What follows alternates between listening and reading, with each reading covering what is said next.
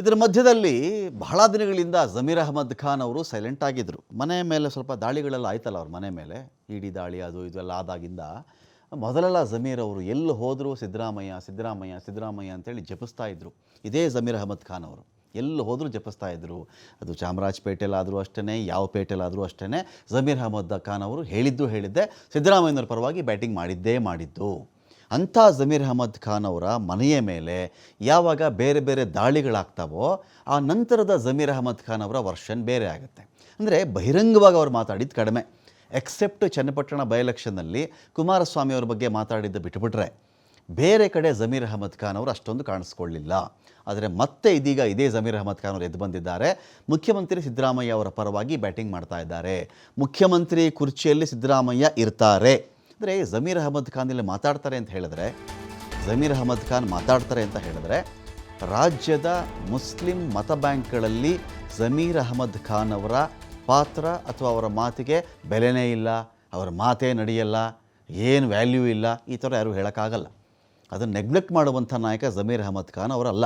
ಇವತ್ತಿನ ರಾಜಕಾರಣದಲ್ಲಿ ಅಂತ ಬಂದಾಗ ಒಂದು ಕಡೆ CM ಇಬ್ರಾಹಿಮು, ಜಾಫರ್ ಶರೀಫು ಇವ್ರ ಕಾಲ ನಾವು ನೋಡಿದ್ದೀವಿ. ಇದಾದ ಮೇಲೆ ಈ ತಲೆಮಾರಲ್ಲಿ ಈ ಪೀಳಿಗೆಯಲ್ಲಿ ಅಂತ ನಾವು ಕನ್ಸಿಡರ್ ಮಾಡಿಕೊಂಡಾಗ ಯಾರು ಒಪ್ತಾರೋ ಬಿಡ್ತಾರೋ, ಅವ್ರನ್ನ ಫನ್ ಮಾಡ್ತಾರೋ, ಅವ್ರನ್ನ ಅಣಕಿಸ್ತಾರೋ, ವ್ಯಂಗ್ಯವಾಡ್ತಾರೋ ಬೇರೆ ವಿಚಾರ.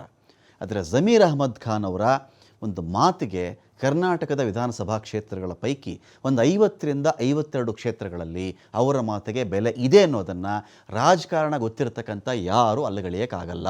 ಹಾಗಾಗಿ ಈಗ ಸಿದ್ದರಾಮಯ್ಯನವರ ಪರವಾಗಿ ಜಮೀರ್ ಅಹಮದ್ ಖಾನ್ ಅವರು ಎದ್ದು ಬರ್ತಾ ಇದ್ದಾರೆ ಅಂತ ಹೇಳಿದ್ರೆ ಕನಿಷ್ಠ ಪಕ್ಷ 30ರಿಂದ 50 ಕ್ಷೇತ್ರಗಳಲ್ಲಿ ಅವರ ಮತ ಬ್ಯಾಂಕ್ ಏನಿದೆಯೋ ಆ ಮತ ಬ್ಯಾಂಕೇ ಮಾತಾಡಿದಂತೆ ಅಂತ ಭಾವಿಸ್ಕೊಳ್ಬೇಕಾಗತ್ತೆ. 2028ವರೆಗೂ ಕೂಡ CM ಆಗಿ ಇವರೇ ಇರ್ತಾರೆ, ನಾವೆಲ್ಲರೂ ಹೈಕಮಾಂಡ್ ಮಾತನ್ನು ಕೇಳುವಂತಹವರು ಅಂಥೇಳಿ ಬೆಂಗಳೂರಲ್ಲಿ ಸಚಿವ ಜಮೀರ್ ಅಹಮದ್ ಖಾನ್ ಹೇಳಿಕೆ ಕೊಟ್ಟಿದ್ದಾರೆ. ಎಲ್ಲ MLAಗಳು ದೆಹಲಿಗೆ ಹೋಗ್ತಾ ಇದ್ದಾರೆ, ಸಂಪುಟ ಪುನಾರಚನೆ ಮಾಡ್ತಾರೆ ಅಂತ ಮಾತಿದೆ. ಆ ಒಂದು ವಿಚಾರಕ್ಕೂ ಮಂತ್ರಿ ಆಗಬೇಕು ಅಂತ ಆಸೆಯಿಂದ ಹೋಗಿರಬಹುದು, ಅದಕ್ಕೂ ಮುಖ್ಯಮಂತ್ರಿ ಹುದ್ದೆಗೂ ಸಂಬಂಧ ಇಲ್ಲ ಎನ್ನುವ ಅರ್ಥ ಜಮೀರ್ ಅಹಮದ್ ಖಾನ್ ಅವರು. ಅಥವಾ ಈ ತರಹದ ಅರ್ಥವನ್ನು ನಮ್ಮ ಪಾರ್ಟಿಯಲ್ಲಿ ಗೊಂದಲ ಇಲ್ಲ ಅಂತ ಒಂದು ಪ್ಯಾಚಪ್ ಮಾಡುವ ಸಲುವಾಗಿಯೂ ಅವ್ರು ಹೇಳ್ತಾ ಇರಬಹುದು. ಏನು ಗೊಂದಲ ಇಲ್ಲ ರೀ, ಏನು ಈಗ ಕ್ಯಾಬಿನೆಟ್ ರೀಶಫಲ್ ಅಂತ ಹೇಳಿಬಿಟ್ರಲ್ಲ, ಮಂತ್ರಿ ಆಗಬೇಕು ಅಂತ ದೆಹಲಿಗೆ ಹೋಗ್ತಾ ಇದ್ದಾರೆ ಅಷ್ಟೇ ಎನ್ನುವ ಅರ್ಥದಲ್ಲಿ ಅನೇಕರು ಮಾತಾಡ್ತಾ ಇದ್ದಾರೆ. ಶಾಸಕರಾದವರು ಮಂತ್ರಿ ಆಗಬಾರ್ದು ಅಂತೇನಿಲ್ಲ. 139 ಶಾಸಕರು ಕೂಡ ಪಕ್ಷದ ರಾಜ್ಯಾಧ್ಯಕ್ಷ DK ಶಿವಕುಮಾರ್ ಜೊತೆ ಇದ್ದಾರೆ. 139 ಶಾಸಕರು CM ಸಿದ್ದರಾಮಯ್ಯ ಅವ್ರ ಜೊತೆ ಕೂಡ ಇದ್ದಾರೆ.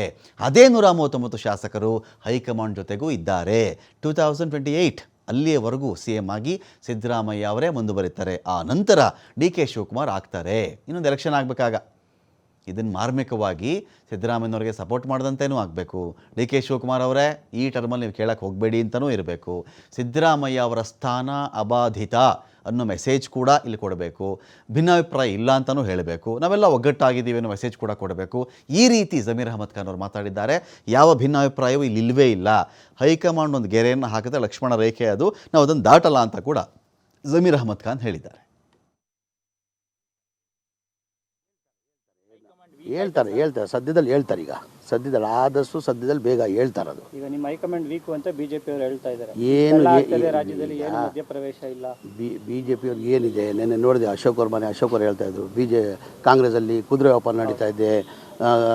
ಯಾರೋ DK ಶಿವಕುಮಾರ್ ಜೊತೆ 13 ಜನ ಇದ್ದರು, ಇದ್ದಂಗೆ 70 ಜನ 60 ಜನ ಹೆಂಗಾಯಿತು, ಕುದುರೆ ವ್ಯಾಪಾರ ಆಗ್ತಾ ಇದೆ ಅಂತ ನೆನ್ನೆ ಅಶೋಕ್ ಅವ್ರು ಹೇಳಿದ್ದನ್ನು ನೋಡಿದ್ದೀನಿ ನಾನು. ಈಗ ಅದೆಲ್ಲ ಅಭ್ಯಾಸ ಯಾರಿಗಾಗಿರೋದು? ಕುದುರೆ ವ್ಯಾಪಾರ ಮಾಡಿ BJP ಅವ್ರಿಗೆ ಅಭ್ಯಾಸ ಆಗಿದೆ. ಆವತ್ತಿಂದ MLAಗಳಿಗೂ 2008ಇಂದ ನೀವು ತಗೊಳ್ಳಿ, ಯಾವತ್ತೂ ಕರ್ನಾಟಕ ರಾಜ್ಯದಲ್ಲಿ ಅವ್ರಿಗೆ ಮ್ಯಾಂಡೇಟ್ ಕೊಟ್ಟಿಲ್ಲ, ಜನ ಮ್ಯಾಂಡೇಟ್ ಕೊಟ್ಟಿಲ್ಲ. ಅವ್ರು 2008ಅಲ್ಲೂ ಅವ್ರು ಬಂದಿದ್ದು 110. ಆವಾಗಲೂ ಆಪ್ರೇಷನ್ ಕಮಲ ಮಾಡಿನೇ ಅವ್ರು ಸರ್ಕಾರ ರಚನೆ ಮಾಡಿದ್ದು. ಯಾವತ್ತನ ಕರ್ನಾಟಕದಲ್ಲಿ ಮ್ಯಾಂಡೇಟ್ ಬಂದಿದೆಯಾ? ಅವ್ರಿಗೆ ಅಭ್ಯಾಸ ಆಗಿದೆ.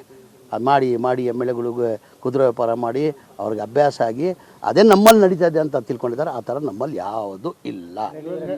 ಹೇಳ್ತಾರೆ DK ಶಿವಕುಮಾರ್ ಜೊತೆ 139 ಜನ ಇರೋದು MLAಗಳು. ಸಿದ್ದರಾಮಯ್ಯ ಜೊತೆನೂ 139 ಜನ ಇದ್ದಾರೆ.